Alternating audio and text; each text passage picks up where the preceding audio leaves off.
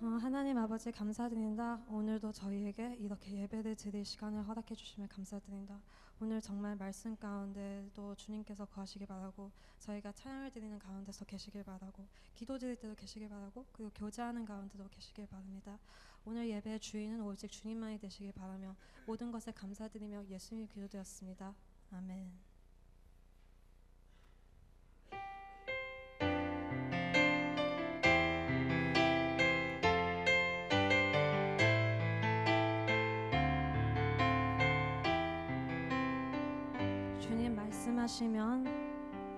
주님 말씀하시면 내가 나가리다. 주님 뜻이 아니면 내가 멈춰서리다. 나의 가고 서는 건 주님 뜻에 있으니 오 주님 나를 이끄소. 주님 말씀하시면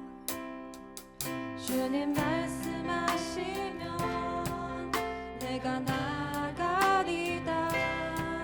주님 뜻이 아니면 내가 멈춰서리다. 나의 가고 서는 건 주님 뜻에 있으니 오 주님 나를 이끄소서.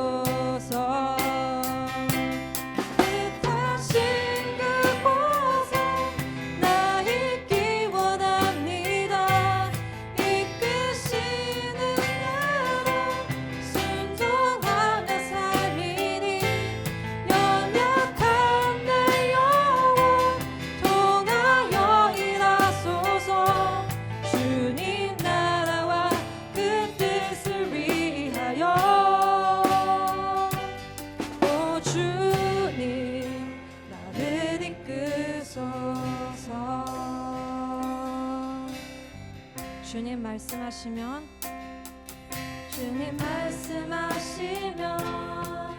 내가 나가리다. 주님 뜻이 아니면 내가 멈춰서리다. 나의 가고 서는 건 주님 뜻에 있으니 오 주님 나를 이끄소. 뜻하신 그곳에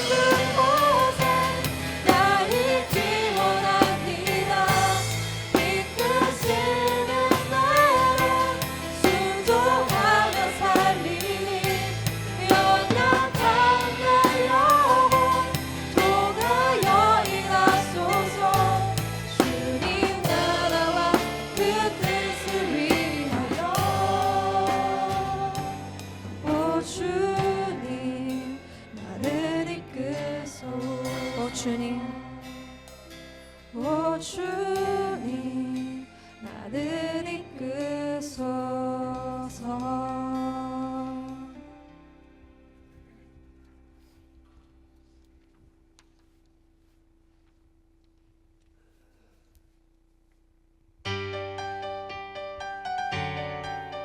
다 같이 일어나셔서 찬양하겠습니다.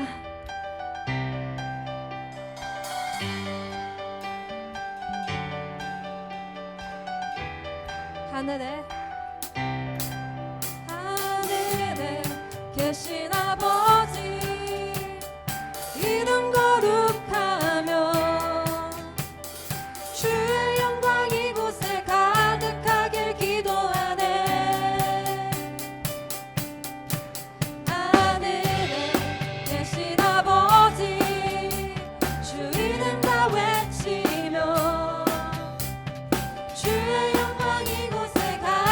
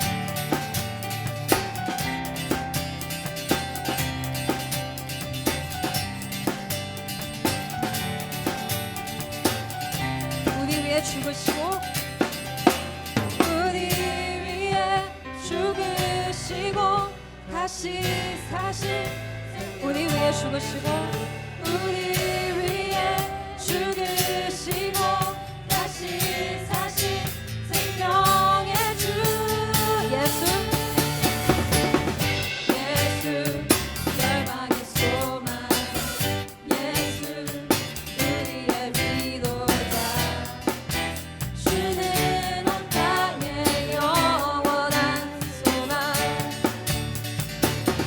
예수 어둠 속의 빛 예수 변함없는 진리 주는 온 땅의 빛이 되시네 우리 위해 죽으시고 다시 사신 생명의 주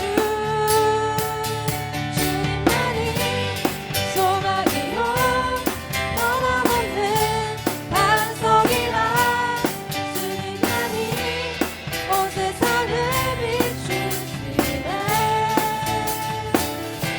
그 죽음에서 구하신 우리 구주 영광의 왕 주님을 모든 자의 소망 되신 주를 믿네 예수 열방의 소망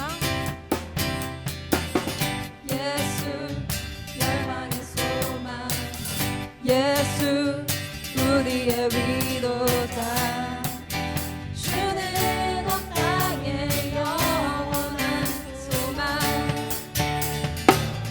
예수 어둠 속의 빛 예수 변함없는 진리 주는 온 땅의 빛이 되시네 우리 위해 죽으시고 다시 사신 다시 한 번 더 우리 위해 죽으시고 다시 사신 생명의 주 주님만이 소망이요 변함없는 반석이라 주님만이 온 세상을 비추시네 그 주님에서 부활하신 우리 구주 영광의 왕 주를 믿는 모든 자의 소망 되신 주님만이 소망이요 주님만이 소망이요 변함없는 반석이라 주님만이 온 세상을 비추시네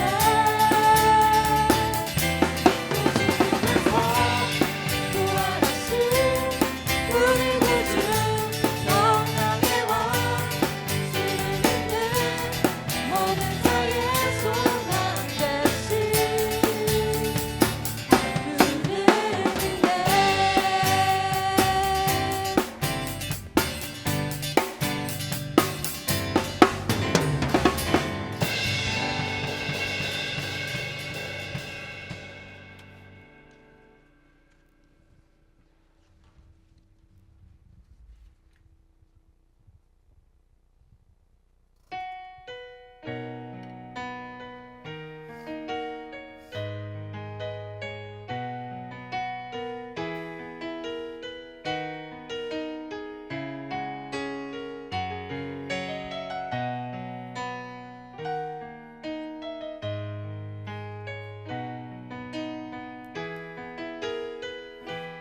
아버지 당신의 마음이 아버지 당신의 마음이 있는 곳에 나의 마음이 있기를 원해요 아버지 당신의 눈물이 고인 곳에 나의 눈물이 보이길 원해요 아버지 당신이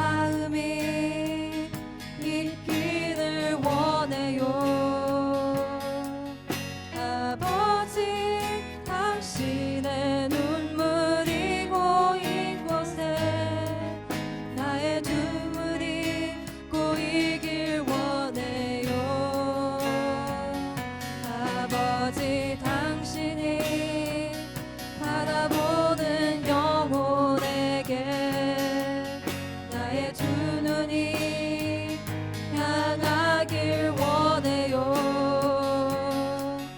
아버지, 당신이 울고 있는 어두운 땅에 나의 두 발이 향하길 원해요.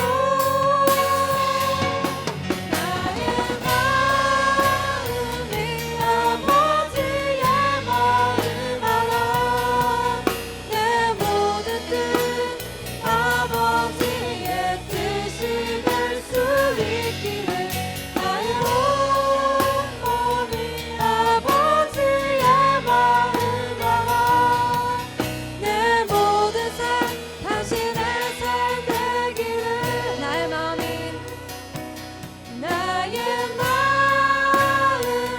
아버지의 마음 알아. 내 모든 뜻 아버지의 뜻이 될 수 있기를. 나의 온 몸이 아버지의 마음 알아. 내 모든 삶 당신의 삶 되기를. 이 시간에 다 같이 기도하셨으면 좋겠습니다. 내가 하나님 마음, 하나님 아버지의 마음을 갖게 해달라고. 정말 부족하기밖에 없고 연약하기밖에 없는 내 영혼이지만 내가 조금이라도 하나님을 더 닮게 해달라고. 그래서 정말 하나님께서 이 땅을 향해 가지고 계신 꿈이 나의 꿈이 되게 해달라고. 그래서 내가 정말 하나님의 비전을 나의 소망으로 삼아가지고 내가 기쁨으로 정말 순종할 수 있도록, 그래서 주님의 뜻을 따르는 것이 나의 기쁨이 되게 해달라고 다 같이 기도하는 시간 갖겠습니다. 기도하겠습니다. 하나님 아버지, 지켜주시옵소서. 주님, 정말 부족하기밖에 없는 내 영혼이지만 사랑해 주시고 내가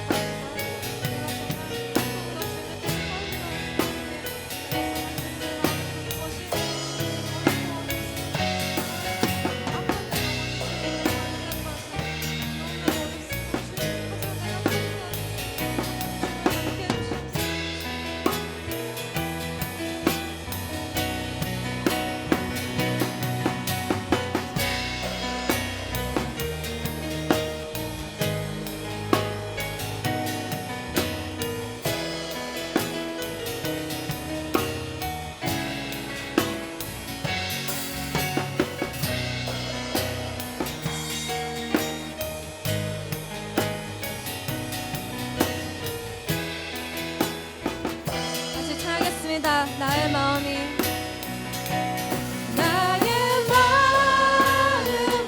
아버지의 마음 알아. 내 모든 뜻 아버지의 뜻이 될 수 있기를. 나의 온 몸이 아버지의 마음 알아. 내 모든 삶 당신의 삶 되기를. 목소리도 나의 마음이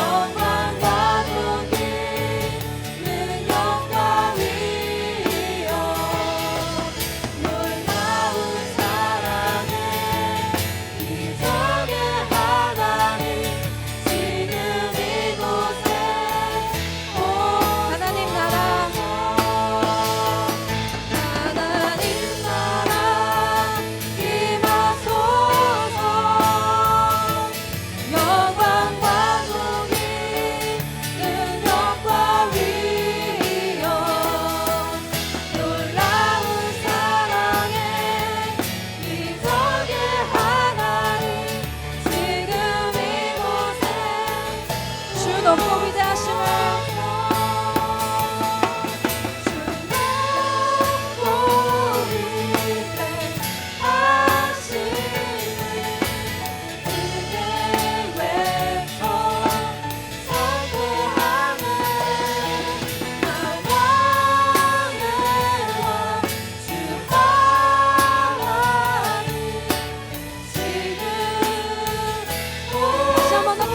높고 위대하심을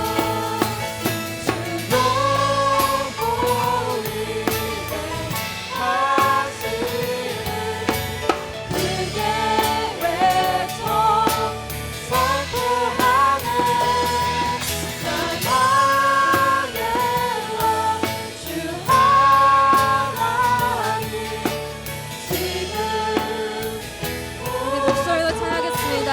주 높고 위대하심을 주 높고 위대하심을 크게 외쳐 선포하네 만왕의 왕 주 하나님 지금 오소서 마지막으로 주 높고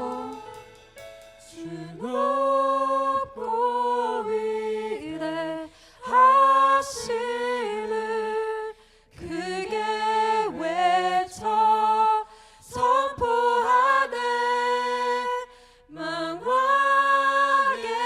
왕 주 하나님 지금 오소서.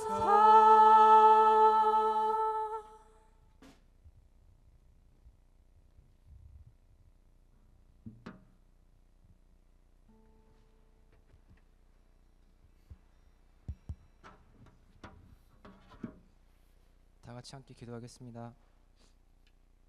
하나님 아버지, 어느새 학기가 끝나가고 있습니다. 이렇게 소중한 주말에 다 같이 모여서 주님을 찬양하고 예배드릴 수 있게 해주셔서 감사합니다. 날마다 저희는 다짐하지만 하나님께 순종하지 못했던 저희들을 용서해 주시고 저희가 편한 대로 추구했던 삶을 용서해 주세요. 저희 공동체뿐만 아니라 공동체 밖에서도 마음이 아프고 상처를 받은 사람이 너무 많습니다. 그리스도인인 저희들에게 책임감을 주시고 저희들의 편한 삶을 떠나서 주변 사람들에게 도움과 사랑을 나눌 수 있는 기독교인이 되길 바랍니다. 저희들은 이렇게 주말엔 모여서 서로 손잡고 같이 기도하지만 솔직히 저희 옆에 있는 사람들을 잘 알지도 못합니다. 저희들만의 컴포트존에서 벗어나서 저희 빅주 공동체의 모든 사람들을 가족으로 삼고 하나님 앞에 나아갈 수 있도록 열린 마음을 허락해 주세요. 지난주에 대학부 임원들을 새로 뽑았습니다. 뽑는 과정에서 저희들과 함께 해주셔서 감사합니다. 저희 삶 가운데 주인공은 저희가 아닌 하나님이라는 것을 다시 한번 깨닫게 해주시고 저희가 하는 섬김은 남들에게 주목받기 위해서 하는 일이 아닌 오직 주님을 높이기 위해서 한다는 것을 저희 마음속 깊이 새겨주시고 예배 가운데 저희 가운데 함께 해주시옵소서. 이 모든 말씀을 예수님 이름으로 기도드렸습니다.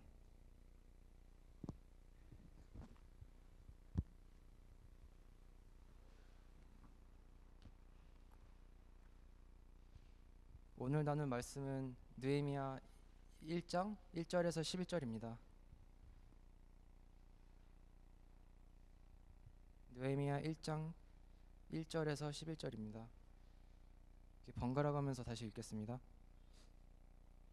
하가리의 아들 느헤미야의 말이라. 아닥사스다 왕 제20년 기슬르 월에 내가 수상궁에 있는데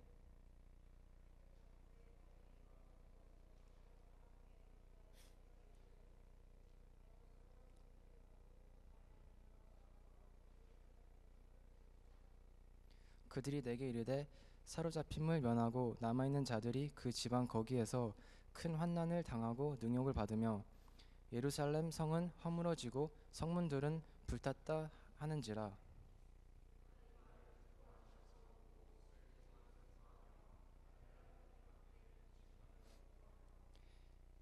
이르되 하늘의 하나님 여호와 크고 두려우신 하나님이여 주를 사랑하고 주의 계명을 지키는 자에게 언약을 지키시며 긍휼을 베푸시는 주여 간구하나이다.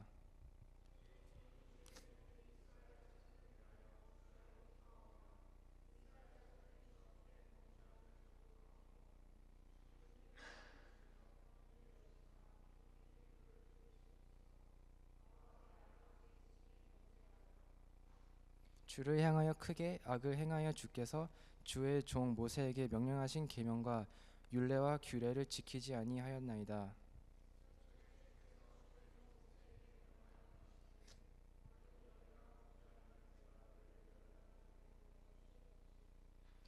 만일 내게로 돌아와 내 계명을 지켜 행하면 너희 쫓긴 자가 하늘 끝에 있을지라도 내가 거기서부터 그들을 모아 내 이름을 두려고 택한 곳에 돌아오게 하리라 하신 말씀을 이제 청하건대 기억하옵소서.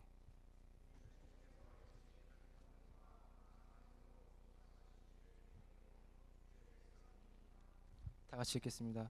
주여 구연히 귀를 기울이사 종의 기도와 주의 이름을 경외하기를 기뻐하는 종들의 기도를 들으시고 오늘 종이 형통하여 이 사람 앞에 은혜를 있게 하옵소서 하였나니 아멘.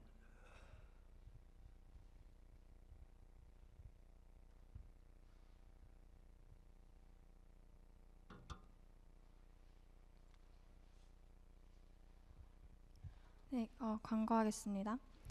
오늘 새로 오신 분들을 환영합니다. 예배 후에 이강호 목사님을 만나주세요. 이번 주일 오후 4시에 김현철 목사님의 담임 목사 위임 예배를 합니다. 모두 참석해 주시고 함께 축하해 드렸으면 좋겠습니다. 예배 후에 성대한 저녁 식사가 준비되어 있습니다. 내일 주일 12시 30분부터 1시 발코니 룸에서 청년부 임원 동산직이 모여서 기도회 및 회의를 하겠습니다. 주일학교 선생님 아직도 모집하고 있어요. 유년부 예크반 모집하고 있습니다. 매일 성경 퀴즈, 새벽 기도에 참석 끝까지 열심히 합시다. 그리고 저희 5월 7일이 바자회고요. 저희 교회 바자회. 그리고 내일 일요일 담임 목사님 위임 예배가 있습니다.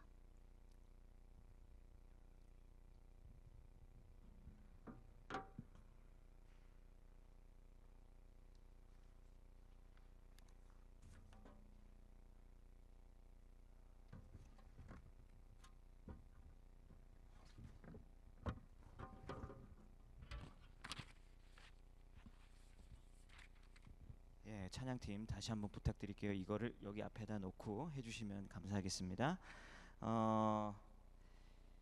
배영헌 우리 형제님께서 오셨습니다. 배영헌 맞죠? 예. 그 오늘 사실 교회를 이렇게 익숙하지 않으신 분일 수도 있는데 보성이 친구인가 봐요. 그래서 예, 보성 뭐 어떻게 하라고요? 예, 동영상이 있다고? 오케이. 그럼 좀 이따가 배영원 우리 형제가 있는데 우리 보성이 청년부 보성자매 엄마 친구 아들이라고 해요. 엄친아라고 하죠. 예. 근데 진짜 엄마 친구 아들이세요? 예, 그렇군요. 예, 엄친아시군요. 예. 그래서 우리 보성이 친구인데 배영헌 94년생. 94년생이면은 보성이보다 동생인가? 한참 동생. 예. 네네. 미안해요. 내가 몰랐는데 보성이가 93년생이었지. 그래요. 그러면 동생이네. 한참 동생이네요. 우리 배영원 우리 형제님이라고 하면 좀 어색할 수 있지만 잠깐 한번 일어나 주시면 박수 우리 치겠습니다. 환영의 박수. 예, 해주세요.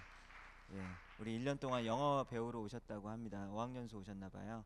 자, 오늘 또 새로 오신 분 원래 없으시죠? 예. 우리 친구 희천이? 예, 희천이. 너무 반갑습니다. 예. 굉장히 잘생기셨네요. 예. 조명을 받아서 그런가? 그래서 우리 성이 뭐죠? 성? 강희천. 예, 강희천. 오케이. 우리 강희천 친구도 큰 박수. 감사합니다. 네, 오늘 그리고 헌금 시간이 있죠. 그래서 지금 헌금을 하도록 하겠고 동영상을 먼저 그러면 보여주시고 나서 헌금을 하도록 하겠습니다. 괜찮으시겠습니까? 동영상 먼저 틀어도 될까요, 보영아? 형지가 저기 동영상 먼저 틀까요? 예.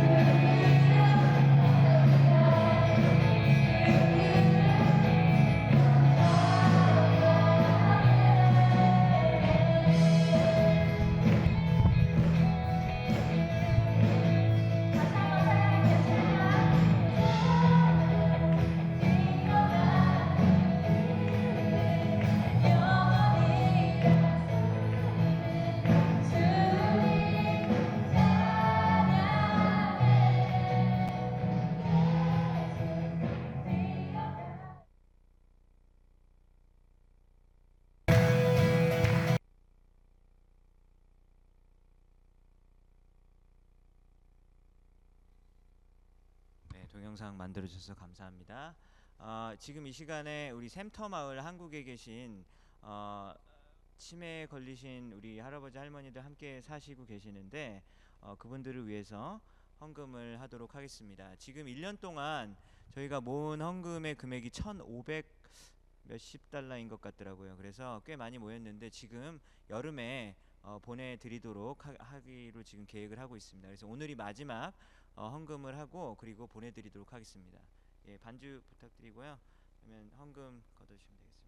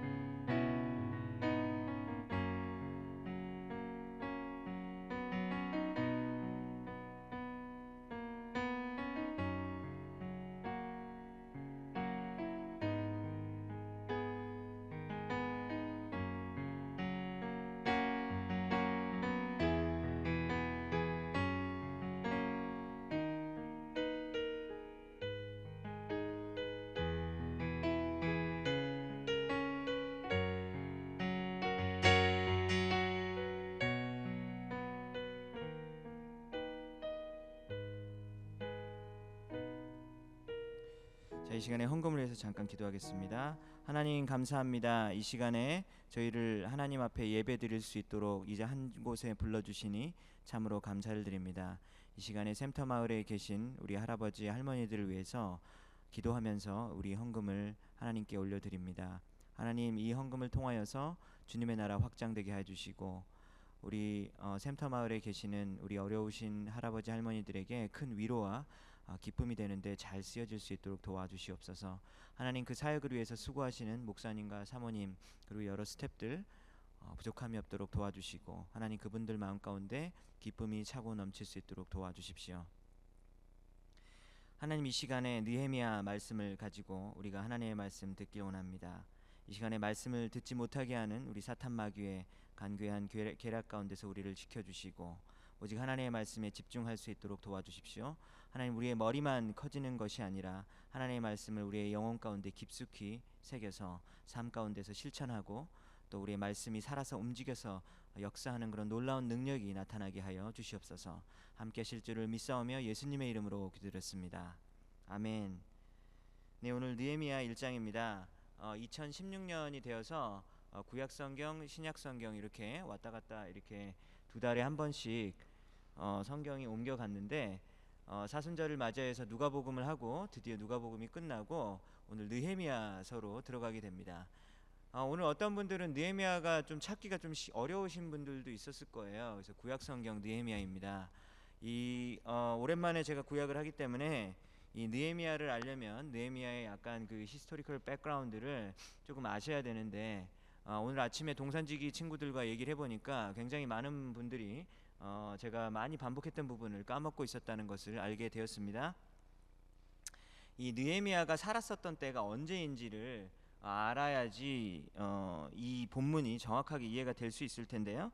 오늘 읽었었던 느헤미야 1장 1절에 보면, 그죠? 느헤미야 1장 1절 한번 보십시오. 하가랴의 아들 느헤미야의 말이라 아닥사스다 왕 제12년 이렇게 나와 있습니다. 그렇죠? 우리 아닥사스다 왕은 언제냐면 어느 시대의 사람이었습니까? 어느 나라였습니까? 바사 제국이라고 하는 페르시아 제국의 아닥사스다 왕이죠. 페르시아 제국의 왕이라는 것입니다. 이 페르시아 제국에서 느헤미야가 살고 있었는데 그럼 도대체 페르시아 제국이 언제인가? 뭐 세계사를 공부하지 않은 이상 여러분들 굉장히 낯설다라는 마음이 들 수 있을 거예요. 근데 이스라엘 민족이 계속해서 점점 커오다가 나라를 이루었고 그래서 단일 왕국으로 있었을 때가 바로 사울 왕이고 그리고 다윗 왕 그리고 솔로몬 왕이 있다가 그 다음에 남쪽 유다와 북쪽 이스라엘이 나누어졌지 않습니까? 그래서 북쪽 이스라엘은 멸망을 하게 됐었잖아요. 근데 그때 멸망을 하게 된 것이 아수르 제국에 의해서 멸망이 됐고 그리고 조금 더 지나서 남쪽 유다가 바벨론 제국, 바벨로니아라고 들어보셨죠? 바벨론 제국의 느부갓네살 왕에 의해서 남쪽 유다도 멸망을 하게 된 거예요. 그래서 우리도 일제 시대를 겪어본 사람이라서 잘 알겠지만 바벨론에 의해서 남쪽 유다가 멸망을 하다 보니까 바벨론으로 포로로 끌려가는 일이 생겨났습니다. 그래서 많은 사람들이 끌려갔어요. 당연히 그 생활 환경은 굉장히 어려웠었겠죠. 그래서 바벨론의 포로로 끌려가 있다가 70년의 세월을 보내고, 그거는 우리가 다니엘서에서 공부를 했었듯이 70년이라는 시간을 하나님께서 예언자를 통해서 예레미야 선지자를 통해서 말씀을 해주셨죠. 70년이 지난 다음에 바벨론에서 포로로 갔다가 이제 다시 고향이 어디죠? 남쪽 유다로 예루살렘으로 돌아오겠다라는 겁니다. 근데 다 돌아온 게 아니에요. 왜냐하면 이미 70년이라는 시간은 굉장히 긴 시간이기 때문에 다시 돌아오기도 쉽지 않습니다. 사실 인간적인 삶으로 보면은 바벨론 제국이 좀 더 발전하고 살기 좋았지 않았겠습니까? 그런데 돌아와 보면 뭐가 있겠습니까? 그 남쪽 유다의 예루살렘이 아까 얘기했던 그 느부갓네살 왕에 의해서 파괴되었기 때문에 그곳은 돌아와봤자 굉장히 폐허가 된 그런 도시밖에 남지 않았을 거란 얘기죠. 그런데 남쪽 유다의 예루살렘에서는 여러분들도 아시다시피 아주 중요한 그 건물이 있었어요. 그 건물이 무엇입니까? 다윗 성전이죠. 성전이 있었다라는 거예요. 지금 우리 신약 시대를 사는 우리들은 건물이 그렇게 사실은 아주 중요한 건 아니에요. 우리가 여기에서 예배를 드려도 되고 CMU 뭐 강의실에서 예배를 드려도 되고 핏대 강당에서 예배를 드려도 상관은 없어요. 하지만 구약 시대에는 성전이라는 것이 아주 중요한 곳이었습니다. 왜냐하면 거기서 제사물들을 다 가지고 들어왔었기 때문에 중요한 곳이라는 것이죠. 그래서 바벨론 제국의 포로로 끌려 있다가 예루살렘으로 돌아오고 싶은 것입니다. 왜 돌아오고 싶냐면 이제 성전을 다시 만들고 싶은 거예요. 그래서 1차, 2차, 3차 이렇게 사람들이 바벨론 제국에서 예루살렘으로 돌아오게 되는 거예요. 근데 오늘 느헤미야는 어떤 사람이냐면 방금 얘기했던 1차, 2차를 벌써 사람들이 돌아오고 이제 3차로 바벨론 제국에서 예루살렘으로 돌아오게 되는 그 리더 역할을 한 사람이 느헤미야인 거예요. 이제 무슨 말인지 아시겠습니까? 그런데 이제 이미 바벨론 제국이 멸망하고 나서 새로운 페르시아 제국이 들어선 그 곳에서 느헤미야가 살고 있었는데 느헤미야는 그냥 보통 사람이 아니었어요. 오늘 1장 읽었던 본문 중에서 11절을 한번 볼까요? 1장 11절에 보면 느헤미야가 어떤 사람이었는가라는 것에 대해서 나와 있습니다. 예레미야의 직위가 있었어요. 예레미야의 직위가 무엇이었습니까? 내가 왕의 술관원이었다, 이렇게 나와 있죠. 술관원이 뭐냐면 컵베어러라고 하는데 컵을 이렇게 들고 다니는 사람이에요. 왕 앞에서. 예. 그것에 대해서 좀 이따가 설명을 하도록 하겠습니다. 왕이 포도주를 마시기 전에 먼저 마셔야 되는 그런 사람이 이 컵베어러, 술 맡은 관원장이라는 거예요. 지금 아수르 제국 멸망하고 바벨론 제국 멸망하고 이제 페르시아 제국이 들어선 곳에서 페르시아 사람도 아니겠죠. 페르시아 사람도 아닌 유대 지역 출신 사람이 페르시아 지역에서 고위 관직을 맡고 있었다라는 거예요. 그런 상황 가운데서 오늘 1절부터 11절까지 읽었는데 여기를 본 내용을 보니까 1절을 보면니까 수상궁에 있었다. 그러니까 수상궁은 페르시아 제국의 수도였었습니다. 그리고 난 다음에 어떤 하난이라는 사람이 있었는데 이 하난이라는 사람이 여러 명을 데리고 와서 야, 우리 고향 어떻게 요즘에 좀 어떻다라고 하니, 왜냐하면 느헤미야는 그 직접 가보지 못했으니까 거기에서 올라온 사람에게 물어본 거예요. 그러니까 지금 장난이 아니라는 것입니다.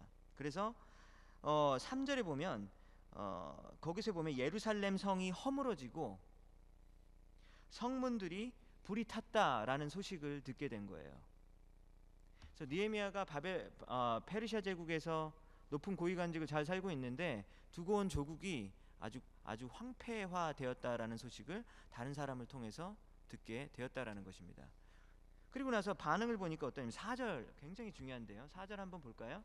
4절을 보면 내가 이 말을 듣고 앉아서 울고 수일 동안 슬퍼하면서 하늘의 하나님 앞에서 금식하면서 기도했다라고 이렇게 나오고 있습니다. 그 말을 듣고 슬퍼서 주저앉아서 이렇게 기도를 하고 있는 모습이 보이는 거예요. 그리고 나서 계속해서 그 11절까지 보면 내용이 다 느헤미야의 기도의 내용이에요. 느헤미야가 그런 제목으로 이렇게 기도를 하고 있다라는 겁니다. 뭘 위해서 기도하냐면 두고 온 조국이 이렇게 불타고 황폐화가 된 것에 대해서 마음이 너무 아파하면서 그것을 놓고 기도를 하는 것입니다.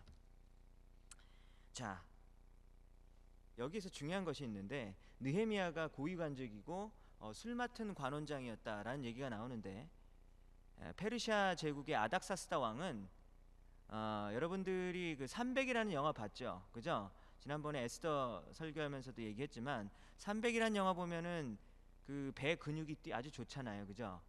그 그리스 제국과 그 다음에 페르시아 제국이 싸우는 그런 내용이 나온단 말이죠. 예, 배 근육만 기억할 게 아니라 거기 그 페르시아 제국에 그 막 다가오는 그 왕 엄청나잖아요. 그 권력과 그 힘과 그리고 그 파워가 장난이 아니라는 것이죠. 그런데 그때 그 배경으로 하는 게 이 페르시아 제국이라는 거예요. 거기에서 느헤미야가 먼저 왕이 포도주를 먹기 전에 먼저 포도주를 마시는 사람이에요. 우리 생각하기에 주방장이네, 그건 뭐 별거 아니구만 이라고 생각할 수 있지만 이거 보통이 아니에요. 그 정도의 권력을 누리고 있었기 때문에 사람들이 죽이려고 하는 그런 적들이 굉장히 많았었다라는 거예요. 그래서 느헤미야가 컵을 마실 때마다 내가 이거 먹고 마지막으로 죽을 수도 있겠구나, 이런 마음으로 느헤미야가 먹어야 되는 거예요. 얼마나 무서운 역할인지 알겠어요? 그 안에 어떤 독이 있을지 모른단 말이죠. 그래서 딱 먹고 죽으면 왕은 딱 보고 너 죽었구나, 나 이거 안 마실래, 그리고 안 마시면 되는 거예요. 하지만 그걸 딱 먹고 괜찮다 그러면 갖고 와, 그리고 나도 먹을게. 그러니까 어찌 보면 느헤미야는 참 생명이 왔다 갔다 하는 그런 사람이죠. 왕이 참 얄밉게 보일 수도 있죠. 근데 왕이 느헤미야에게 사실 생명을 의존하고 있는 거예요. 느헤미야가 제대로 이 역할을 수행하지 않으면 잠깐 마셨다라고 거짓말하고 갖다 주면 왕이 죽을 수 있는 거거든요.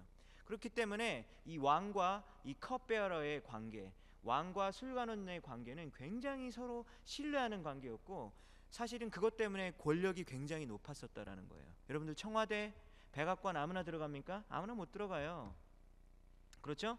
만약에 거기에 들어가려면 가족들 조사도 다 해야 되고 가족들 조사뿐만 아니라 아버지, 할아버지, 일가 친척까지 다 조사를 해서 행여나 거기에서 어떤 불순한 그런 사상을 가진 사람이 하나라도 있으면 한 명이라도 있으면 그곳을 못 들어간단 말이죠. 요즘 시대에도 그렇단 말이죠. 근데 당시 그 페르시아 제국의 그 아닥사스다 왕의 컵베어러는 그만큼 중요한 역할을 하고 있었던 사람이라는 것입니다. 느헤미야는 그렇게 따지면 고급 관료로서 뭐 권력이나 뭐 돈이나 아니면 세상적인 어떤 면에서 별로 사실 부족할 것이 없는 그런 사람이었습니다. 근데 느헤미야가 하난이라는 사람이 와가지고 두고 온 조국에 대해서 보고를 듣고 불타고 뭐 그랬다 그러면서 그 자리에서 주저앉아서 막 울기 시작한다라는 거예요.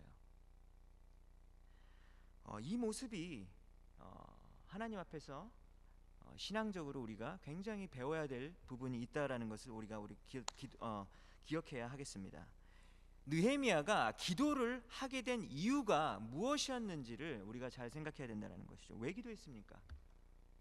느헤미야가 왜 기도했습니까? 조국에서 들려오는 소식이 너무나도 마음이 아팠었다라는 것이죠.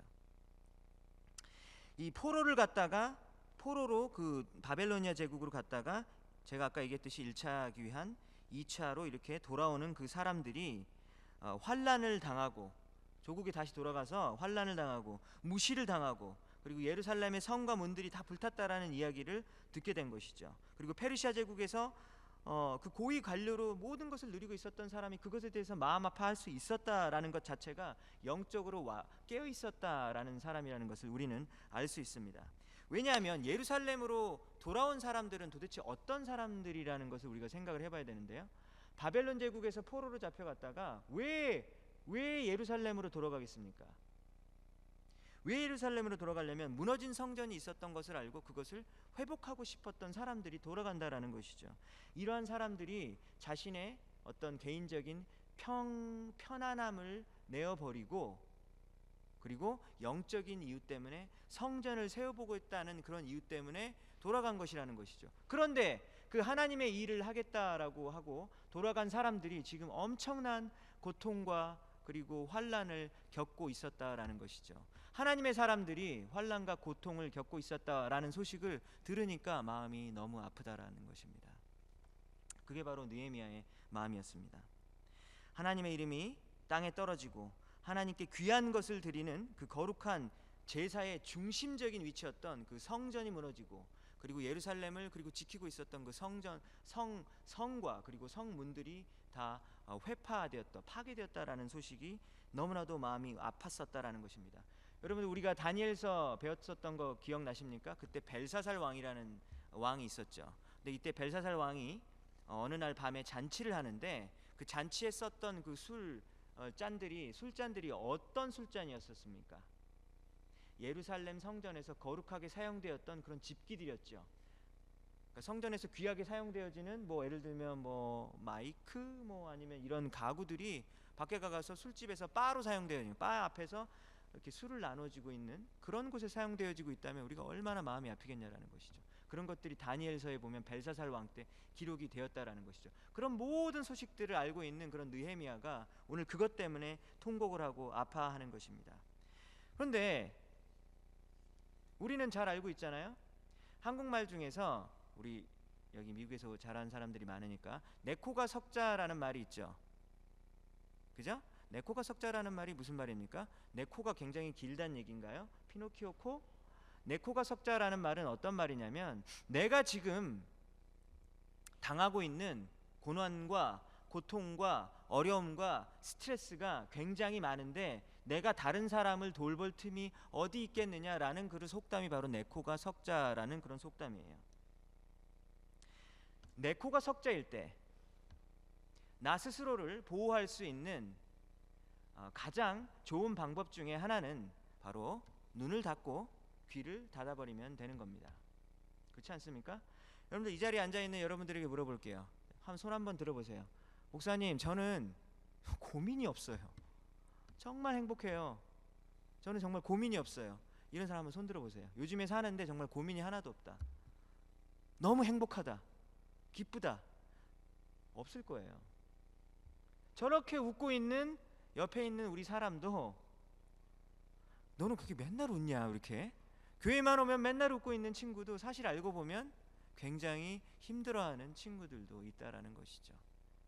있다라는 게 아니라 다 모두 다 그 어깨에 지고 가는 인생의 짐들이 아주 무겁다라는 것이죠.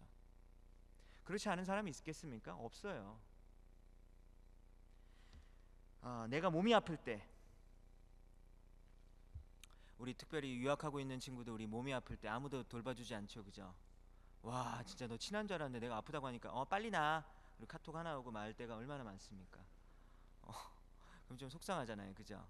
근데 또 사실 그 친구도 일부러 그런 건 아니에요. 내가 몸이 아플 때 내가 열심히 노력을 했어요. 열심히 노력을 해서 열심히 노력을 했는데 성과가 나오지 않는 거예요.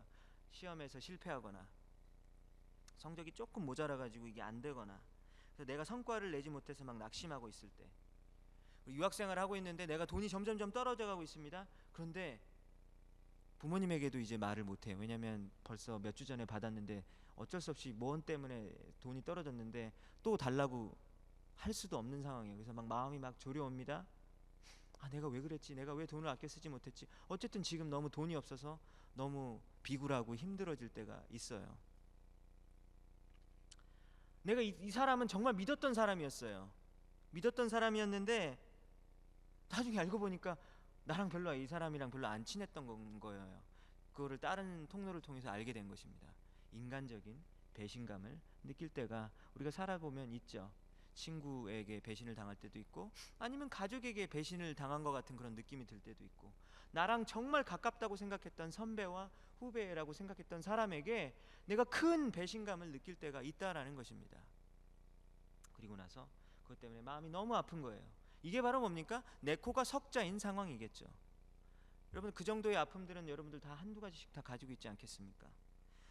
자, 이제 졸업을 생각을 해봅니다. 졸업을 해도 내가 과연 취업이 될 수 있을 것인가 없을 것인가, 너무나도 그 고민과 고통 가운데 있는 친구들이 참 많이 있습니다.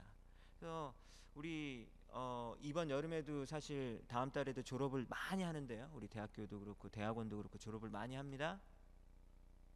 우리는 그분들, 우리 그 형제자매들을 위해서 우리 간절하게 기도해야 돼요. 또 우리 취업 지금 어플라이 하고 있는 친구들이 많이 있어요, 사실. 어떤 친구들은 10장, 20장, 어떤 친구는 100장 보냈다고 하더라고요. 100군데 보내서 한 군데 됐다고 저한테 얘기하더라고요. 그만큼 취업이 어렵다라는 것입니다.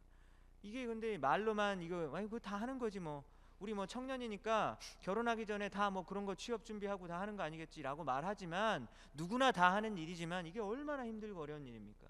이게 바로 뭡니까? 내 코가 석자인 상황이라는 것이죠.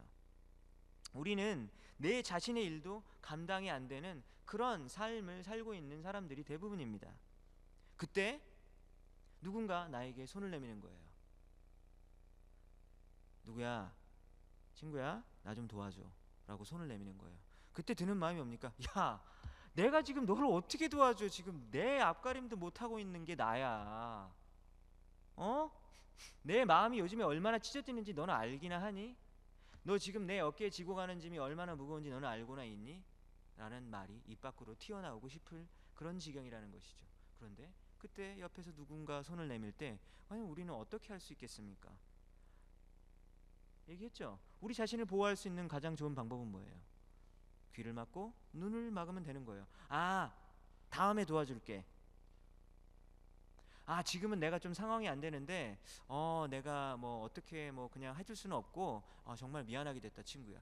이럴 때가 굉장히 많지 않겠습니까? 뭐 그것을 다 비난하는 것은 아닙니다. 하지만 이것이 바로 우리가 매일매일 겪고 있는 상황 속에서 일어날 수 있는 일이라는 것이죠. 느헤미야를 생각해 보십시오. 고위관직에 있었습니다. 컵베어러로서 왕과 최측근의 그런 가장 가까운 사람으로서 일을 하고 있었다라는 것이죠. 그렇다면 뭐 돈도 많고 힘도 많고 권력도 세니까 고민이 없었겠습니까? 아니겠죠. 느헤미야라고 왜 삶의 고통의 무게가 없었겠어요? 그렇겠죠? 느헤미야가 천국에 사는 것도 아니지 않습니까? 왜 자신만의 고민과 걱정이 없었겠습니까? 그러나 오늘 성경 본문을 보니까 느헤미야는 하난이라는 사람과 몇몇을 불러서 예루살렘 성전이 있는 자신의 고향의 이야기를 물어보았습니다. 친구를 불러서 물어보는 거예요. 이것 자체가 정말 우리가 본받아야 되는 거예요. 내 주위 사람들이 어떻게 사는지, 내 주변에 힘든 사람은 없는지 먼저 물어볼 수 있는 이런 사람이 되었으면 참 좋겠어요. 느헤미야가 그 하나니를 불러놓고 이렇게 다시 불렀을 때, 여러분들 하나니가 뭐 자신의 출세에 있어서 도움이 되는 사람이었겠습니까? 별로 아닌 것 같죠. 그쪽 폐허가 된 곳에서 온 사람인데 뭔 도움이 되겠냐라는 것이죠. 굳이 관심을 가지고 물어봐서 나에게 이득이 되는 질문인지 안 되는 질문인지는 느헤미야가 이미 물어보기 전에도 알고 있었을 거예요. 여러분들도 잘 알고 있잖아요. 촉수가 딱 서 있잖아요. 이거는 해서 나에게 지금 돈이 되고 그리고 내 인생에 득이 되는지 안 되는지 그건 계산이 철저하게 다 돌아가는 것이 바로 우리 인간이 본능적으로 할 수 있는 거라는 것이죠. 그렇지 않습니까? 왜 그거를 처음부터 몰랐겠습니까? 알았을 거예요. 관심을 가져서 내게 이득도 안 되고 내가 별로 이렇게 이걸 내가 듣는다고 해서 내 인생에서 어떤 도움이 세상적으로 되지 않는다라는 것을 분명히 알았을 것이라는 것이죠. 그때 이런 질문을 할 수 있습니다. 내가 열심히 노력을 해서 얻은 것에 대해서 내가 열매를 만약에 취한다면 이거 누가 뭐라고 할 수 있겠습니까? 이거 내가 번 돈이거든. 내가 번 돈으로 내가 마음껏 쓸 수 있다면 왜 네가 나보고 뭐라고 하느냐라고 이렇게 말하는 그런 질문을 하는 사람이 있을 수 있는데, 이런 것은 어떤 것이냐면 너 내 일에 상관하지 말아라 이런 얘기입니다. 그리고 자유경쟁의 논리이죠. 그리고 약육강식의 논리입니다. 그리고 무한 경쟁을 하는 그런 사회 속에서 이런 말들은 충분히 할 수 있다라는 것이죠. 그런데 이런 보통 우리가 흔히 겪고 있는 이런 사회적인 논리 가운데에서 전혀 어울리지 않을 법한 일을 지금 느헤미야는 하고 있다라는 것입니다. 그리스도인들은 그런 무한 경쟁의 논리로 살아서는 안 된다라는 것입니다. 예수님이 십자가에서 돌아가실 때, 우리 사순절이 얼마 전에 지나지 않았잖아요. 예수님이 십자가에 돌아가실 때 양편에 강도가 2명이 있었죠. 그렇죠? 근데 한편 강도는 야, 네가 예수면, 네가 메시아면 네가 네 자신이나 구해봐 라고 한쪽은 얘기를 했고, 또 다른 한쪽 편 강도는 이렇게 얘기합니다. 예수님, 당신은 십자가에 지금 있을 만한 그런 죄를 짓지 않으신 분이신데 지금 십자가에 저와 똑같이 있는 것입니다. 그래서 오늘 저를 정말 구해 주십시오 라고 얘기를 하니까 예수님이 너가 나와 함께 낙원에 있을 것이다 라고 이렇게 말을 해주셨습니다. 예수님이 어떤 상황 가운데 있었습니까? 십자가에서 처절한 고통을 당하고 있는데 그 와중에도 강도를 구하고 계신 거예요. 우리는 내 코가 석자라고 생각이 되고 내가 지고 있는 짐이 무겁다고 생각할 때 다른 사람을 도와주는 것이 얼마나 부담스럽고 힘든지 몰라요. 근데 우리 예수님을 기억했으면 좋겠습니다. 예수님은 본인이 십자가상에서 있는 그 처절한 고통 가운데에서도 옆에 있는 강도를 구해내시는 분이 바로 하나님, 예수님이시라는 것이죠. 스테판은 어떤 사람이었습니까? 사도행전에 나오는 스테판은 어떤 사람이었습니까? 복음을 전하다가 돌에 맞는 거예요. 돌에 맞아서 죽을 정도예요. 얼마나 센 돌들이 많았겠습니까? 돌이 막 무자비하게 날라옵니다. 그 와중에 그 돌을 던진 사람들을 위해서 기도하는 거예요. 근데 그 사람들 중에 누가 있었는지 알아요? 그 유명한 바울도 있었죠. 그렇죠? 바울도 그 자리에 있었어요. 근데 기도하는 거예요. 하나님, 저들이 하는 죄를 알지 못하니까 저들을 용서해 달라고. 지금 막 돌을 맞아서 막 피가 나고 온몸이 막 지금 죽어가는 상황 가운데서 저들을 용서해 달라고 기도하는 것이 스테판의 모습이었다라는 거예요. 어떻게 그런 삶을 살 수 있죠? 어떻게 그런 삶을 살 수 있죠? 내 살기도 바쁘고 힘든데 어떻게 그런 사람들은 성경에 나오는 인물이라서 그런가? 어떻게 그렇게 살 수 있지? 라는 질문이 들 수 있습니다. 예수님은 이런 말씀을 하셨습니다. 네가 만약에 오른쪽 뺨을 맞으면 네가 다른 쪽 뺨도 내밀어라 이렇게 얘기하는 거예요. 딱 따기를 맞으면 기분이 엄청 나쁘잖아요. 그래. 영광이 뺨 많이 맞아봤어요? 뺨을 딱 맞아요. 기분이 굉장히 나빠요. 그러면 이쪽 뺨도 때려라 하고 예수님이 얘기하는 거예요. 뭐예요? 예수님 이렇게 바보 같은 얘기를 해요. 예수님 그런 식으로 살아가지고는 이 세상에, 이 험난한 세상에서 도저히 살아남을 수 없단 말입니다 라는 생각이 우리가 들지 않겠습니까? 느헤미야는 술 맡은 관원장이라는 높은 직분에 있었음에도 불구하고 굳이 자기 인생에 도움도 안 될 것 같은 곳에 눈을 돌려서 사람을 불러서 그 얘기를 듣는 거예요. 어려운 사람들 얘기 들으면 여러분들 기분 좋아요? 안 돼요? 안 좋아요? 마음이 무거워지잖아요. 그렇지 않아요?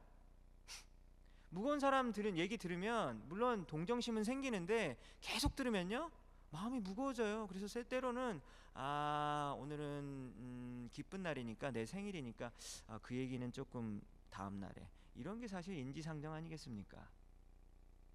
그런데 느헤미야는 오늘 보니까 그 얘기를 듣자마자 울고 수일 동안 슬퍼하면서 기도한다, 금식하며 기도했다라는 거예요. 오늘 이 설교에서 가장 중요한 부분은 오늘 벌써 다 많이 이야기가 되어졌는데, 내가 힘든 어려움과 그리고 무거운 어깨에 인생의 짐을 지고 갈지라도 우리가 주위를 둘러보고 실제적으로 그리스도인다운 그런 삶을 살자, 뭐 이런 얘기예요. 다 알잖아요. 근데 어렵죠? 어렵지 않습니까? 뭐 하고는 싶은데 너무 어렵다라는 것이죠. 그런데 그 힘의 비결을 오늘 느헤미야의 이야기를 통해서 알 수가 있어요. 뭐 도덕군, 뭐 성인군자처럼 참 살아야 된단 말인가? 진짜 이거 해라 저거 해라, 교회 오면 참 힘들게 하네, 이런 생각이 들을 수 있어요. 그런데 사실 그렇게 강제적으로 하고 그런 건 아니에요. 너무 강제적으로 막 하기도 싫은데 그런 거 아니에요. 지난주에 우리가 총회를 했었죠. 대학부 총회를 하고 또 청년부도 1년 동안 수고했던 우리 임원들, 그리고 팀장들, 그리고 우리 여러 친구들, 동산지기들 이렇게 막 축복해주고 이렇게 서로 격려해주는 시간 가졌습니다. 그 친구들이 여러 가지 어려운 일, 뭐 여기 발런티어로 다 일하는 거잖아요. 교회니까 많이 감당했어요. 막 어려운 일, 힘든 일, 굳은 일들 많이 감당했는데 그게 정말로 강제적으로만 했었던 거라고 생각하면 큰 착각이에요. 우리가 섬길 때 엄청난 기쁨이 있는 거예요. 나도 힘든데 그때 예수님의 이름으로 섬길 때 세상이 알지 못하는 엄청난 기쁨이 우리에게 주어진다라는 그 사실을 알아야 되는데, 그 주어지는 그 힘의 통로가 무엇이냐면 오늘 느헤미야의 여기 1장의 4절부터 보이는, 4절부터 11절까지 보이는 그 기도가 바로 하나님께서 하나님의 일을 하시게 하는 힘의 통로가 된다라는 사실을 오늘 알았으면 좋겠습니다. 기도라는 거예요. 우리가 힘들 때 다른 사람을 도와주기 위해서는 마음의 여유가 있어야 될 것입니다. 그렇지 않겠습니까? 저도 그거를 매일매일 위해서 기도해요. 하나님, 저도 때로는 힘들 때가 있는데 저도 그래도 목사라고 여러 친구들이 막 목사님이니까 이렇게 해야 되잖아요 하는 기준들이 참 많은 거를 저는 느끼게 됩니다. 하나님, 그런데 저도 참 개인적으로 힘들 때가 있는데 제 마음의 여유가 서지가 않네요. 그때 어떻게 해야 되는지 아십니까? 무릎을 꿇으면 돼요. 그때 무릎을 꿇으면 하나님께서 내 마음의 여유를 주시고 그리고 주님의 일을 감당할 수 있는 힘을 주신다라는 것을 깨닫게 되는 거예요. 그래서 오늘 여기 본문을 보면 느헤미야가 두고 온 고향에서 슬픈 소식을 들었기 때문에 기도를 했죠.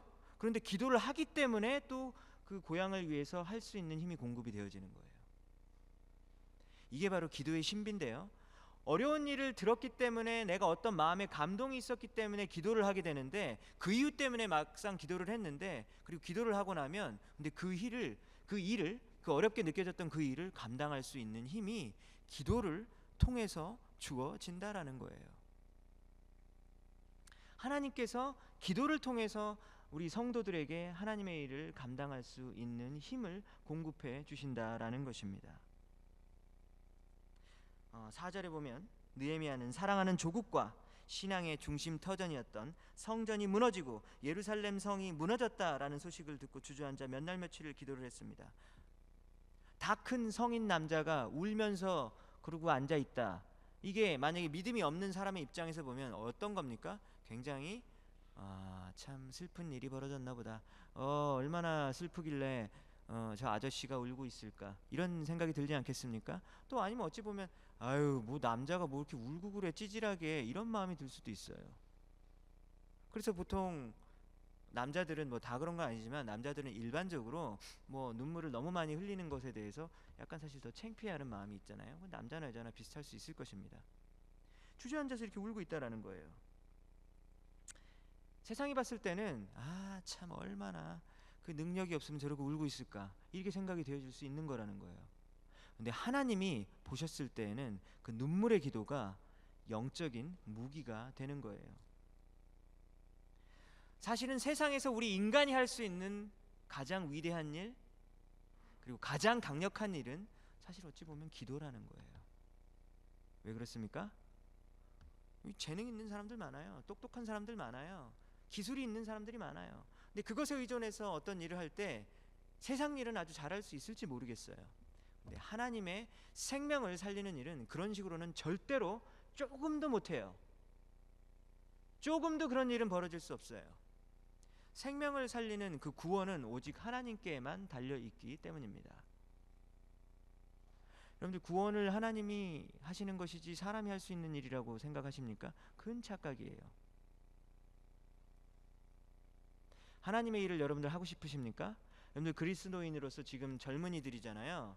나중에 하나님 일 하고 싶잖아요. 그죠? 뭐 지금도 하고 지금부터 계속 하나님의 일을 하고 싶지 않습니까? 그러면 기도해야 되는 거예요. 하나님께로부터 주어지는 힘을 받지 않으면 절대로 그 어떤 작은 선한 일도 감당할 수 없기 때문입니다. 사탄 마귀가 벌벌 떠는 일은 바로 기도하는 사람이에요. 기도하지 않고 열심히 일하는 사람이요 사탄 마귀가 떨지 않아요. 아무리 열심히 하고 이 정교하게 잘 되고 매끄럽게 잘 돼도 그 안에 생명의 역사는 일어날 수 없기 때문에 사탄 마귀는 기도하지 않는 자는 절대로 두려워하지 않습니다. 되게 어리석어 보여요. 아유 쟤 좀 바보 같다. 쟤 왜 저렇게 말을 하고 어눌하게 말을 하고 참 나 같으면 이렇게 착착착 일을 했을 텐데 쟤는 왜 이렇게 비효율적으로 일을 할까? 그럴 수가 있어요. 그런데 만약에 그 친구가 기도를 하면요 하나님이 그 친구를 사용하시는 거예요. 자기의 능력을 믿고 자기의 재능을 믿고 기도하지 않고 일하는 자는 하나님이 쓰시지 않는다라는 것입니다. 미디어 팀은 영상을 만들고 중보기도 팀은 기도를 해요. 그러면 중보기도 팀은 미디어 팀보다 더 거룩한 겁니까? 아니면 중보기도 팀은 모여서 자 우리 기도합시다 그러고 하나님 막 기도를 하고 미디어 팀은 클릭하면서 밤새 영상을 만드는 거잖아요. 그죠? 그러면서 사람들 잠깐 보고 하하하 웃고 마는 거잖아요. 그죠?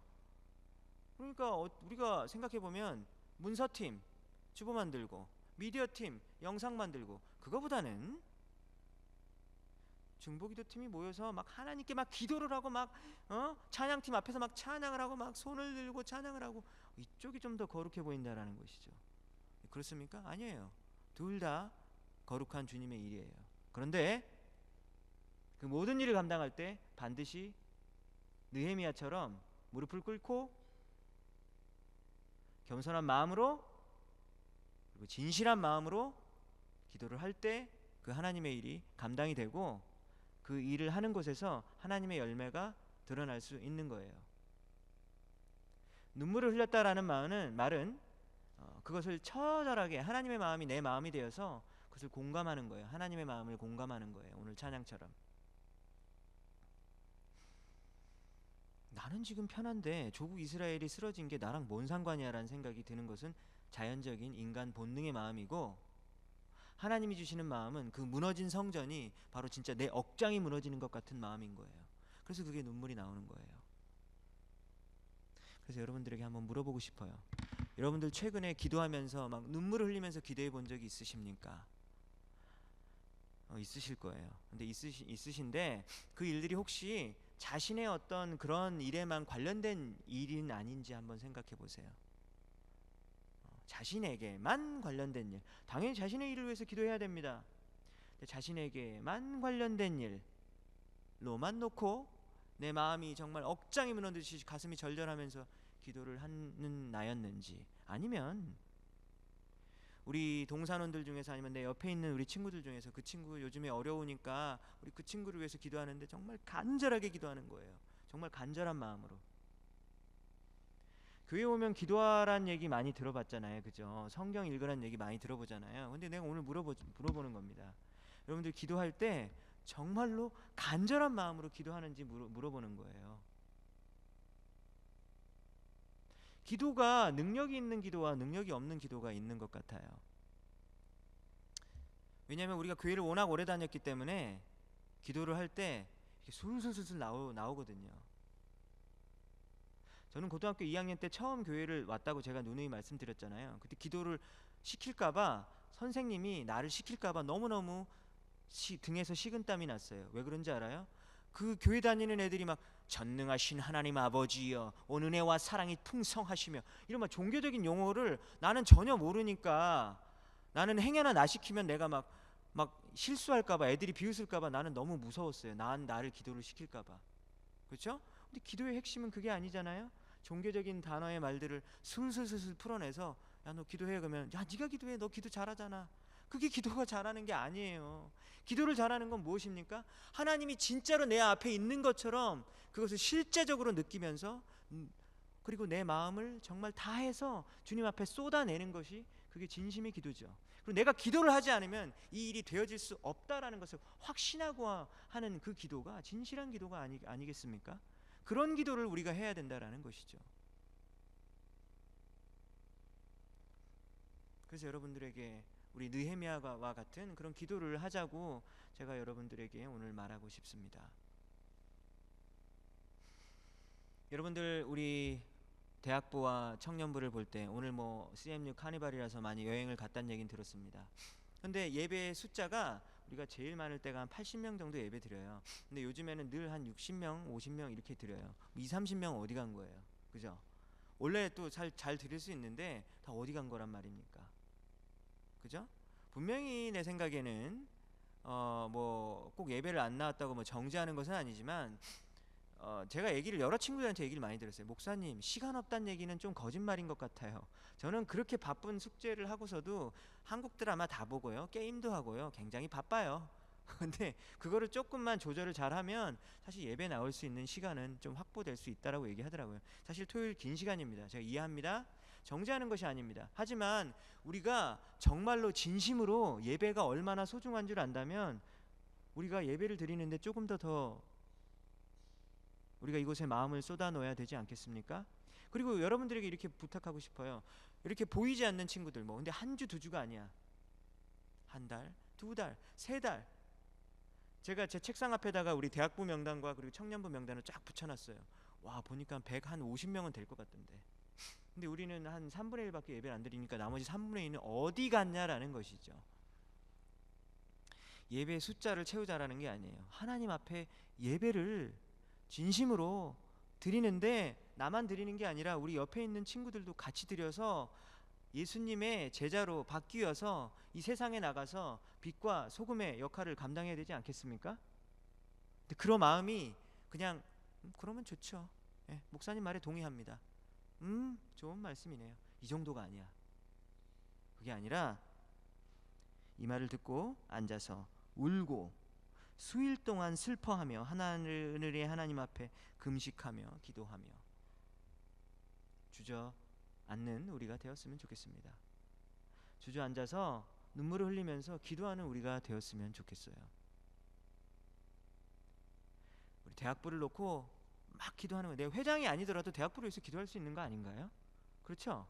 동산지기가 아니라도 동산을 위해서 기도할 수 있는 거 아닐까요? 하나님 우리 대학부 친구들 누구누구를 생각하면 지금 하나님과 거리가 너무 멀어진 것 같아요 하면서 주저앉아서 기도하는 거예요. 하나님 우리 청년부를 위해서 기도합니다. 청년부의 부흥을 위해서 기도합니다 라면서 그 애절한 마음을 가지고 주저앉아서 그 자리에서 기도할 수 있는 친구들이 막 일어났으면 좋겠어요. 우리가 예배를 드리는데 우리 5시에 저기 뒤에서 기도를 하는데 늘 한 뭐 3명 4명 오고 어떨 때 좀 많이 오면 7, 8명 오는데 막 사실 또 어떨 때 보면 막 많이들 오고 그러거든요. 왜냐하면 예배가 정말로 성령 충만하고 하나님의 영광이 가득한 예배가 되기 위해서는 방금 얘기했죠. 인간적인 힘으로 안 될 거 아니에요. 노래를 열심히 하면 예배가 영광이 하나님 영광이 될 수 있습니까? 그것만으로 될 수 있습니까? 제가 원고를 막 10번, 20번씩 막 읽어보고 그렇게 준비만 하면 해서 말을 막 술술술 풀어내면 하나님의 영광이 임할 수 있습니까? 내가 뭐라고 하나님의 영광을 왔다 갔다 할 수 있는 그렇게 할 수 있겠습니까? 하나님의 영광 오십시오. 가십시오. 전혀 힘이 없어요. 전혀 힘이 없어요. 내가 어떻게 하나님 보고 오라 가라 해. 그래서 우리가 뭐예요? 하나님 앞에 무릎 꿇고 기도하는 거예요. 예배를 위해서 기도하는 거예요. 그래서 기도가 소중한 거예요. 여러분들 주위에 있는 친구들 우리 살려야 되지 않겠습니까? 너무 소중합니다. 예수님 알고 살아야 되지 않겠습니까? 그 친구를 위해서 기도하지 않으면 생명의 역사는 절대로 일어날 수 없어요. 우리 교회가 막 들어오면 막 서로 사랑하고 막 아껴주고 주님의 사랑이 넘치는 그런 교회가 되었으면 너무 좋겠잖아요. 어떻게 기도를 하지 않는데 어떻게 되냐고. 중얼중얼하고 하지 말고 진심을 담아서 우리가 기도하는 우리가 되어야겠다라는 거예요. 오늘 느헤미야의 기도의 내용을 보면 회개의 기도가 나와요. 하나님 잘못했어요. 근데 잘못했는데 느헤미야가 잘못한 게 아니에요. 모세가 율법을 주었는데 모세가 이거 해라 저거 해라 하면서 막 모세 율법을 받았잖아요. 근데 이스라엘 민족들이 계속해서 그것을 지키지 않는 거예요. 오랜 기간 동안. 그래서 레위기 26장에 보면 너희가 이 율법을 지키지 않으면 너희 민족을 흩으리라. 그래서 지금 민족이 다 흩어졌습니다. 아수르 제국, 바벨론 제국, 페르시아 제국에 의해서 막 열방에서 막 흩어져 있어요. 왜 그래요? 모세 율법을 지키지 않았다라는 것을 느헤미야는 영적으로 느끼게 되는 거예요. 시대의 흐름을 파악하는 거예요. 그렇기 때문에 느헤미야는 주저앉아서 무릎 꿇고 기도하는 것입니다. 그래서 저는 우리 사랑하는 대학부, 청년부 친구들이 우리 시대를 위해서 기도했으면 좋겠어요. 목사님 뭐라고요? 시대를 위해서 기도하자고요? 뭔 시대? 목사님 전 정치에 관심 없어요. 네, 뭐 정치에 관심이 없으면 회개하고 정치에 관심이 있어야죠. 여러분들 이번 주에 우리 한국의 국회의원 선거 총선이 일어나서 막 난리가 난 거 알고 있습니까? 그것을 위해서 우리 기도해야 돼요. 왜냐면 오늘 느헤미야도 두고 온 조국을 위해서 기도했다면서요. 우리도 두고 온 조국을 위해서 기도해야 되는 거예요.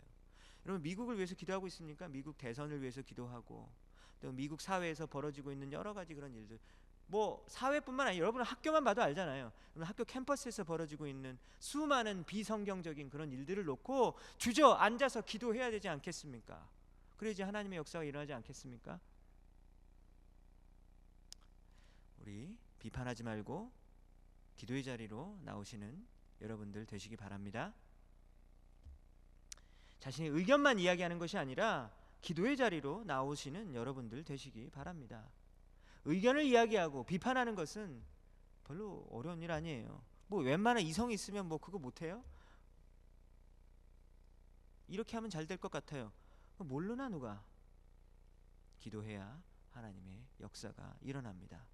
느헤미야 기도의 내용처럼 회개하고 그리고 자기의 시대를 위해서, 민족을 위해서, 나라를 위해서 기도할 수 있는 사람이 여러분들 되셨으면 좋겠습니다. 하나님의 일은 어떤 사람이 할 수 있습니까? 마음의 여유가 있는 사람이 할 수 있습니다. 내 어깨가 무겁고 내 지금 인생의 짐이 너무 무거운데 어떻게 주님의 일을 감당할 수 있는단 말입니까? 하나님의 앞에서 무릎 꿇고 기도할 때 그 힘을 공급받게 되는 거예요. 억지로 하는 게 아니에요. 주님 앞에 기도할 때 주님께서 힘을 주셔서 그 힘으로 감당할 수 있게 되는 것입니다. 여러분들 요즘에 힘이 들고 낙심하고 막 너무너무 힘든 슬럼프에 빠진 친구들 있죠. 영적인 슬럼프에 빠진 친구들 어떻게 해야 힘을 얻을 수 있습니까? 기도하면 하나님께서 분명히 회복시켜 주시고 힘을 주실 줄로 믿습니다. 믿으십니까 여러분들? 그러면 여러분들 정말로 그냥 또 교회 오니까 성경 읽고 기도 읽으라네 이렇게 듣지 말고 마음속에 깊이 새겼으면 좋겠습니다. 이 시간에 우리 다 같이 한번 일어나 보겠습니다.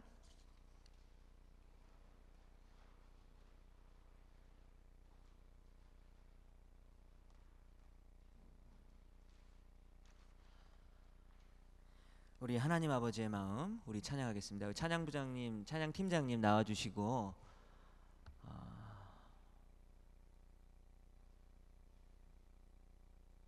오늘 느헤미야처럼 여기 있어요. 내가 뺏었어요. 여기 갖고 가세요. 오늘 느헤미야처럼 느헤미야 자신의 문제에만 함몰되어 있는 것이 아니라 완전히 그 휩싸여 있는 것이 아니라 기도를 할 때 이제까지 보이지 않던 부분들이 보이게 될 거예요. 우리가 하나님 앞에 마음을 쏟아놓고 기도할 때 들리지 않았던 것이 이제 들리기 시작할 거예요. 근데 제가 분명한 것은요, 취소할 것이 굉장히 많아요. 취소할 것은 굉장히 많고 일꾼은 적어요. 그래서 우리가 하나님께 일꾼을 보내달라고 기도를 해야 되는데 그게 바로 내가 돼야 되는 거예요. 취소할 것이 너무 많은데 취소할 게 맞나 안 맞나 라는 게 보이지 않는데, 들리지 않는데 기도할 때 보이게 됩니다. 이 시간에 여러분들 우리 다 같이 기도할 때 무너져 있는 혹시 내 자신의 모습, 여러분 혹시 영적으로 요즘에 무너져 있습니까? 그럼 여러분 자신을 위해서 한번 기도해 주십시오. 하나님, 저에게 힘 주십시오. 하나님, 제가 지금 이렇게 쓰러져 있고 낙심할 때가 아닙니다. 하나님, 저에게 힘을 주십시오. 그리고 여러분들 주위를 한번 둘러보았으면 좋겠어요. 하나님, 우리 사랑하는 우리 내 친구들을 위해서 내가 간절한 마음으로 기도합니다. 하나님, 내 사랑하는 캠퍼스를 위해서 기도합니다. 유핏, CMU, 듀케인, 우리 여러분들이 속해 있는 학교, 그리고 직장, 우리 여러분들이 속해 있는 팀을 위해서 한번 기도했으면 좋겠습니다. 이 나라와 이 민족을 위해서 기도했으면 좋겠습니다. 이 시간에 기도할 때 성령 하나님의 인도하심에 따라서 하나님께서 분명히 여러분들에게 기도 제목을 마음 가운데 주실 거예요. 그 기도 제목을 따라서 우리 시간에 우리 간절한 마음으로 우리 다 같이 우리 한 마음으로 기도하겠습니다.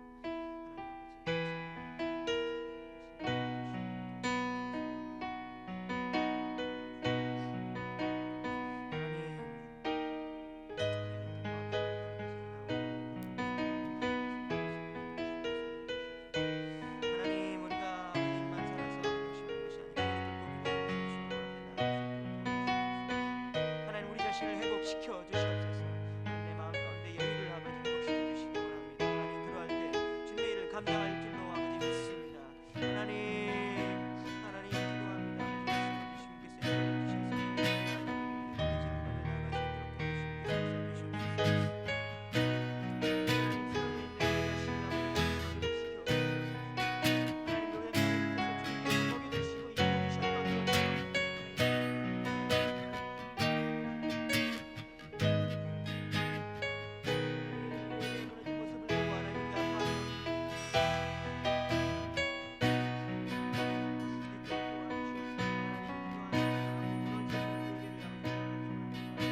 주님께서 무너져 있는 나의 기도의 모습을 아버지 회복할 수 있도록 도와주시옵소서. 하나님, 정말로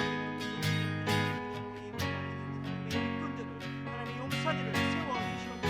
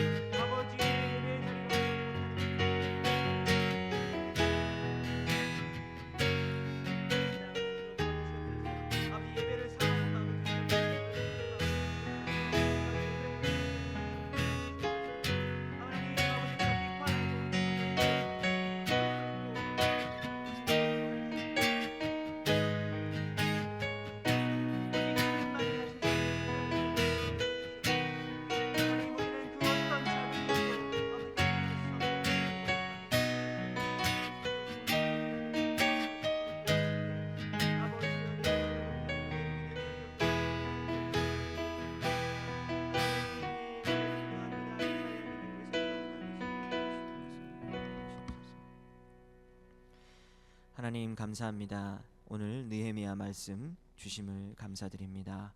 하나님, 오늘 이 말씀을 듣고 우리 단 한 명이라도 오늘 이 말씀을 듣고 무릎을 꿇고 기도의 자리로 회개하며 돌아오는 친구들이 있기를 간절히 소원합니다.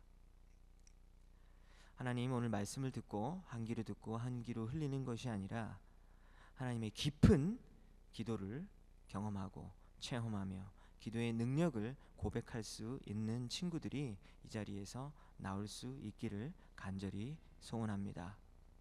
하나님, 눈을 들어 보았을 때 추수할 것이 많다라는 것을 보일 수 있도록 우리의 영적인 눈을 열어 주시옵소서. 하나님, 겉으로는 웃고 있지만 속 안에서 절규하고 있고 비명을 지르며 울고 있는 우리 친구들의 소리를 들을 수 있는 우리 영적인 귀를 열어 주시옵소서. 하나님, 무너져 있는 예배를 다시 세우기 위해서는 그 다른 어떤 것으로도 되지 않고 오직 우리의 기도만으로 될 수 있음을 고백하게 하여 주시옵소서. 하나님, 예배의 자리를 소중하게 생각하고 예수 그리스도의 몸된 교회를 소중하게 생각하는 우리 사랑하는 모든 친구들 되게 하여 주시옵소서. 맡겨진 모든 일 가운데 느헤미야처럼 충성을 다함으로 하나님의 일을 학교에서, 직장에서, 가정에서, 그리고 교회에서 넉넉하게 감당할 수 있는 우리 친구들을 주님의 도구로 삼아 주시옵소서. 하나님, 오늘 특별히 우리 교회를 처음 방문한 우리 두 친구를 위해서 기도합니다. 하나님, 눈을 활짝 열어주셔서 하나님께서 보여주시는 놀라운 지혜와 계시의 영을 받게 하여 주시고 예수 그리스도가 우리 삶에 그리고 모든 인류의 죄를 위해서 돌아가신 그 분이심을 고백할 수 있도록 주님께서 믿음의 길 한 걸음 한 걸음 지켜주시고 인도하여 주시옵소서. 하나님, 특별히 이 자리에 없는 우리 친구들을 위해서도 간절한 마음으로 기도합니다. 하나님, 그 친구들 중에서 나올 수 있는데도 오지 못했던 친구가 있다면 하나님, 그 친구들의 마음 가운데 지금 이 순간에 하나님께서 방문하여 주셔서 그 마음 가운데 예배에 대한 갈급함과 소망함을 다시 한번 회복시켜 주시옵소서.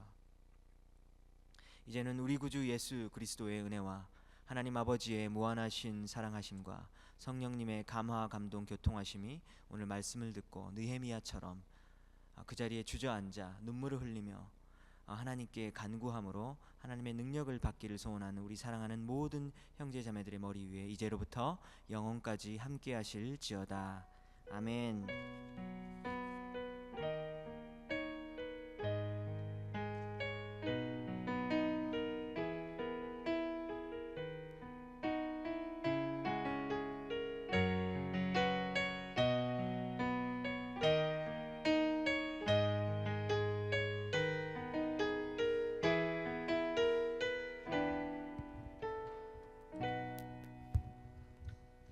우리 다 같이 동그랗게 모여서 공동체 고백하겠습니다.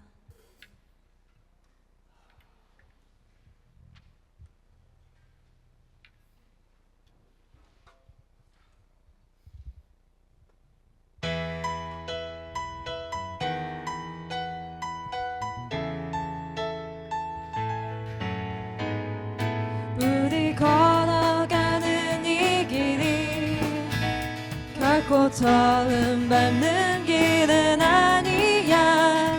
수천 년 동안 온 땅 곳곳에서 주님 따른 흔적이 있으니 우리 걸어가는 이 길이 낯설고 두려워 보일지라도 삶의 무게를 들고 흘러들어오는 주님 부활의 생명을 봐. 우리 함께 손잡고 가세. 조금 느린